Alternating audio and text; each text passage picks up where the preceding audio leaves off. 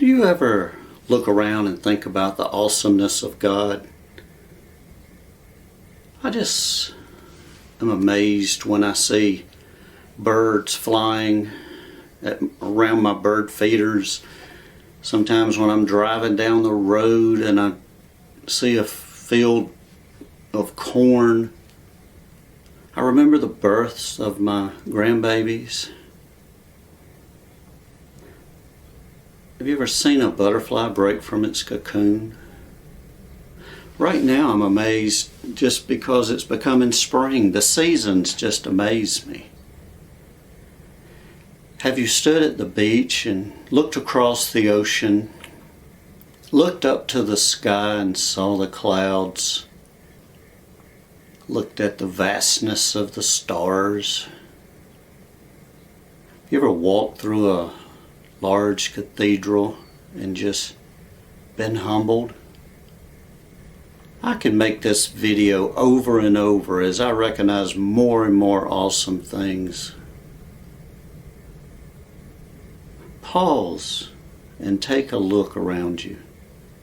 Allow yourself to take in the awesomeness of God.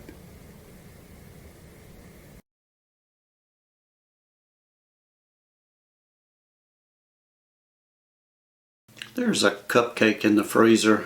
It's a big old cupcake. See it right here. The chef at Chef Mickey's at Walt Disney World made it special for my youngest daughter. She has food allergies. My daughter has had food allergies since she was a baby. Fish, milk, wheat, eggs, peanuts. Her diet was very limited. She could never eat in a restaurant. We always had to bring her something to eat. The chef made her chicken, broccoli, large bowls of other vegetables that she liked. The greatest thing was several cupcakes. We kept one of the cupcakes. My wife treasures this cupcake. She's sentimental about such things. When the power goes out, the first thing my wife thinks is, save the cupcake.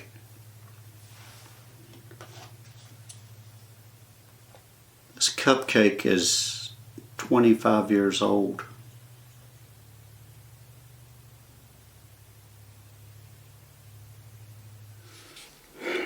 I've got one for you.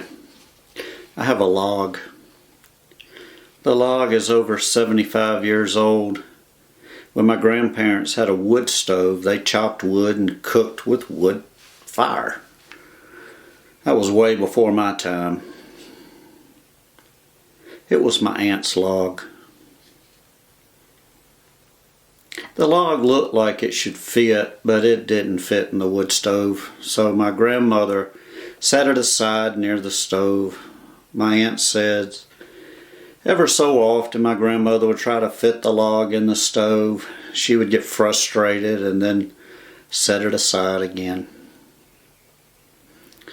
One day she got so frustrated she opened the back door and tossed it in the yard. My aunt got the log. She painted it brown. She sat the log in the house. Time went by. One day my grandmother came home from the department store with a ceramic squirrel. The squirrel fits perfectly in the hole in the log. Everybody in the family knows this story, the story of the squirrel in the log. I inherited the log. I keep the log under my desk. I tell my grandchildren the story of the log.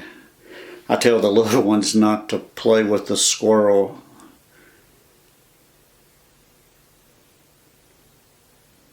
It's fun to have a log.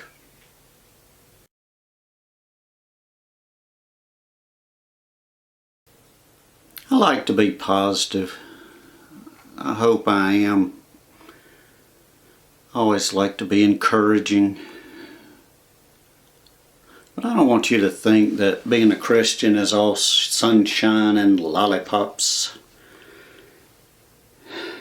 When I was a teenager, things fell apart in our family. My parents divorced. There were some relatives that were experiencing some mental issues. There was some violence. Family was being threatened. There was a lot going on in a short amount of time. I stayed in church. I stayed in school. I stayed to myself. I stayed in my room. I struggled with life as a teenager. There was one day I thought, I can't take it anymore. I felt beat. I prayed that I needed to know that I would get through this. I asked God for a sign. Help me, Lord, I said. Show me that everything's going to be okay. The sign came at that moment from a small AM radio. Oldies were playing. Then a song came on. Hang on, Sloopy. Sloopy, hang on. There's another verse. Sloopy, I don't care what your daddy do. I smiled. I was strengthened physically and in my soul. I thank God for His love for me. It was a while before things improved. Several key people in my life came to believe and trust in Jesus Christ. I know this story is strange. Some may say that it's irreverent, that God would not speak through a pop song. But I was a 13-year-old boy. I believed. When I hear that song today, I smile and say, thank you, Lord.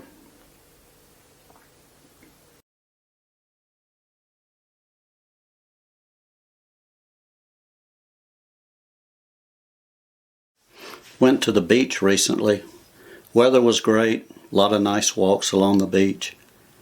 It reminded me of a story, better said, it reminded me of a lesson my daughter taught me when she was 3 or 4 years old.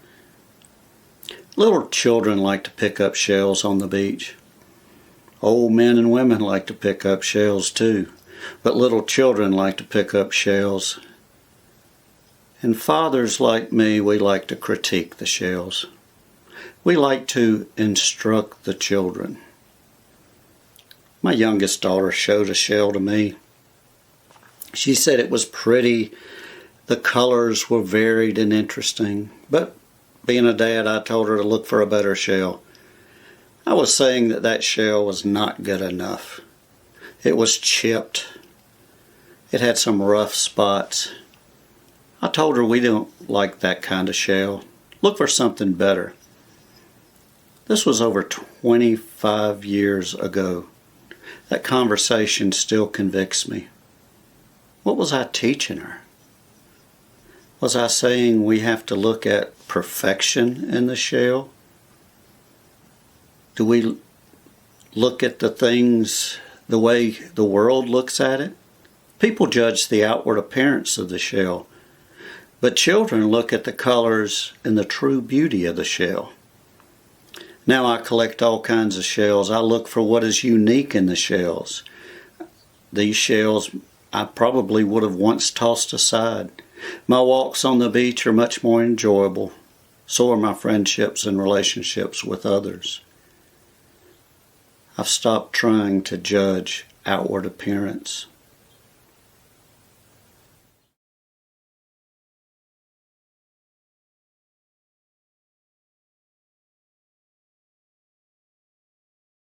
I want to talk about pet peeves.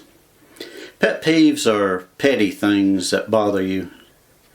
Things that are not important, but for some reason they make you angry and cause frustration between you and someone close to you.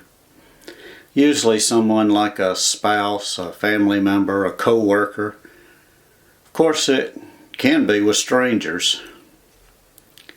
At work, we had a visitor from another country. He washed his face and I don't know what else in the restroom sink. Water was all over the counter.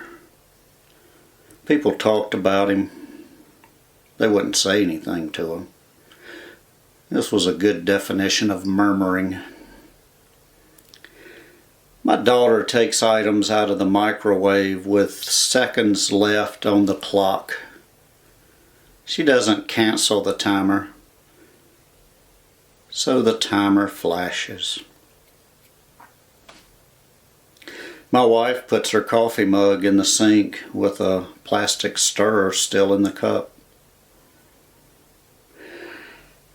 Of course, I'm not perfect. When my wife is on the phone, I ask, "Who are you talking to?"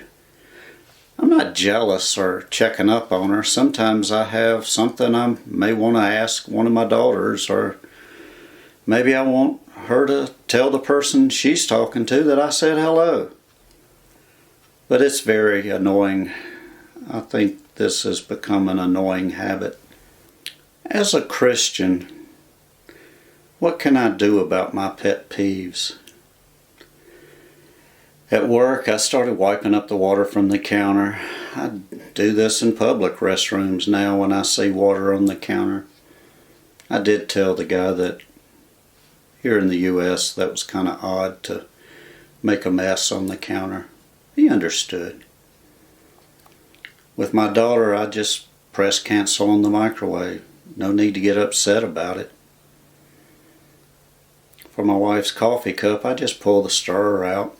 I don't say anything. I quit letting insignificant things bother me. I'm trying real hard not to ask her who's on the phone. I know I'm getting better. I'm still not the best by any means. When it gets down to it, pet peeves are self-inflicted. Pet peeves are more of a reflection of my character than others. As a Christian, the question is, how should I handle things?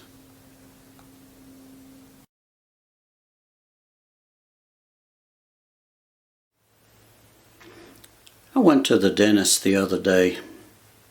It was the first time I had gone to the dentist in 3 years. I'm not proud of that. That's not good. I asked forgiveness from the receptionist, but she laughed. But once the x-rays were complete, I knew I was in trouble. I had a chipped crown, a chipped tooth, and a cavity. I can't remember having a cavity in the past 20 years. The appointment took 3 hours lying in a chair.